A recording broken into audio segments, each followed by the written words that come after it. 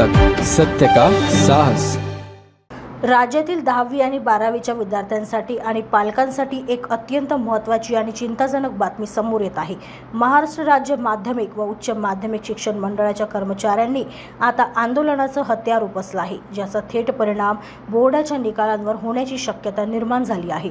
शिक्षण मंडळाने कर्मचाऱ्यांच्या बढती आणि बदलीच्या नियमात मोठा बदल केला आहे। ही कालमर्यादा 2 वर्षापूर्वरून थेट 4 ते 6 वर्षावर नेल्याने कर्मचाऱ्यांमध्ये प्रचंड संताप पाहायला मिळत आहे। विशेष म्हणजे राज्य शिक्षण कर्मचारी संघटनेला कोणत्याही प्रकारे विश्वासात न घेता हा एकतर्फी निर्णय घेतल्याचा आरोप कर्मचाऱ्यांनी केला आहे। या संदर्भात बोर्ड कर्मचारी महासंघटनेचे उपाध्यक्ष विठ्ठल सरोदे यांनी कडक इशारा दिला आहे। सध्या राज्यातील 9 विभागात लाक्षणिक कामबंद आंदोलन सुरू असून प्रशासनाने दखल न घेतल्यास येत्या 28 एप्रिलपासून राज्यभरातील कर्मचारी पूर्णपणे कामबंद आंदोलन करणार आहेत। जर हे आंदोलन लांबले तर 10वी 12वीच्या निकालांचे काम पूर्णपणे ठप्प होऊ शकते। निकालाची प्रक्रिया वेळेत पूर्ण न झाल्यास विद्यार्थ्यांच्या पुढील प्रवेश प्रक्रियेवर याचे मोठे सावट असेल।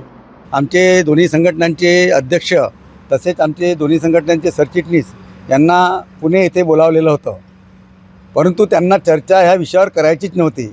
त्यांनी चर्चेला सुरुवात दुपारी 12 वाजता केली आणि कुठल्याही प्रकारचं आम्हाला कुठले आश्वासन नाही दिलं, कुठलीही चर्चा केलेली नाही, कुठला यथोचित तोडगा काढलेला नाही। म्हणून आता आमचं जे आम्ही आंदोलनाची हाक दिलेली आहे, आमच्या 16 तारखेला 15 तारखेला आम्ही जे पत्र दिलेलं आहे मंडळ प्रशासनास, त्यानुसार आमचं आता 28 पासून बेमुदत कामबंद आंदोलन आहे।